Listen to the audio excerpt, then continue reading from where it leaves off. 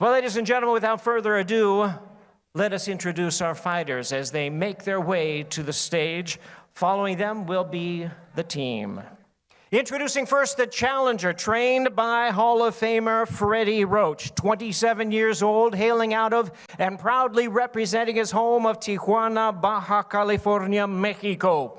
Undefeated in his campaign, 43-0 with 34 knockouts, 6-0 as a middleweight, also undefeated as super middleweight.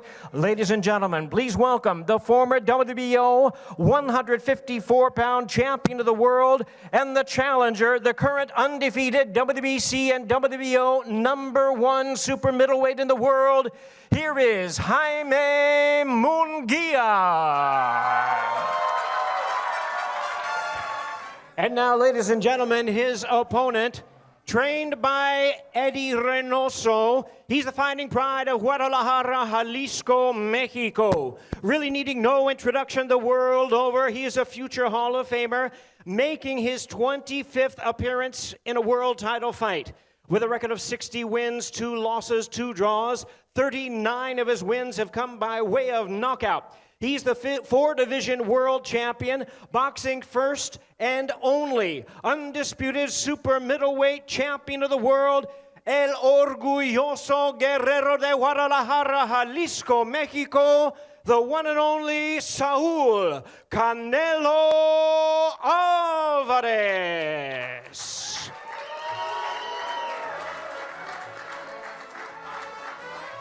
We have a Munguia who's an ex-world champion. We have a Munguia who's undefeated, who's young, who's hungry, who's strong, who's coming with everything. But I do want to emphasize on Mexican boxing and how special it is when you have 2 fighters from Mexico in the ring. And what makes me most proud is the world will be watching, literally.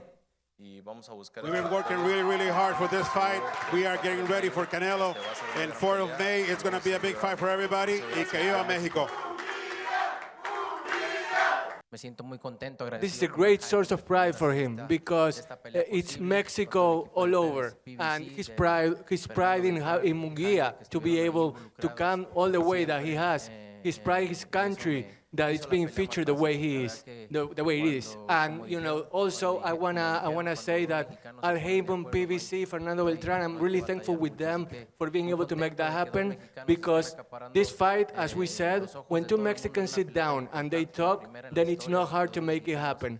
So the fans are going to be the greatest winners of Saturday night on May 4th, and we invite you all to enjoy what's going to be a great party and a great source of Mexican pride for everybody. Viva México, cabrones. Jaime, congratulations on your impressive win over John Ryder. Under your trainer, Freddie Roach, you looked very good in that fight. You knocked him out, an opponent that went the distance with Canelo. How important is that to your confidence in this fight, the biggest fight of your career? 2 completely different fights. In the second round, we noticed weaknesses for him, and we took a punch, and it hurt him. With, like I said before, 2 completely different fights. Doesn't have to do with what we're going to do coming up. So, Jaime, tell us, what has Freddie Roach brought to the table, to your training? How have you improved as a fighter under Freddie Roach?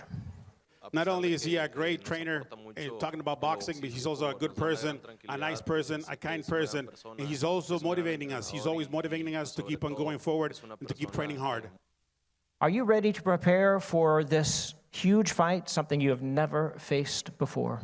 Yes, we're ready. Like I said before, we are ready for everything, and we're going to give it all on the ring. And like I said before, we are going to have a great fight that night. My next question is for Canelo. In your 3rd defense of your title, congratulations on your dominant win over Jamel Charlo. You are the only fighter in the world in the 4-belt era who has defended his title, undisputed title, 3 times. May 4th will be 4 times. What does it mean to you to defend all 4 of your world title belts? This is all about making history. I want my legacy to be about making the greatest history possible. That's what pushes me forward. That's what motivates me, and that's what I want to continue doing: defending my belts and bringing great fights to the fan base. Both promoters, a number of people have brought up the importance of a great Mexican fighter versus another great Mexican fighter. What was your motivation in seeking out a fellow Mexican opponent for the Cinco de Mayo showdown? I know I had said that I wouldn't fight against another Mexican fighter, but someone respectful like Munguia, who earned this chance fight after fight, giving it his all, it's something that I'm glad that we were able to make happen, and I hope that everybody can see how this is going to be great for everybody involved and for Mexico in particular. You have fought so many big fights in the Cinco de Mayo boxing weekend.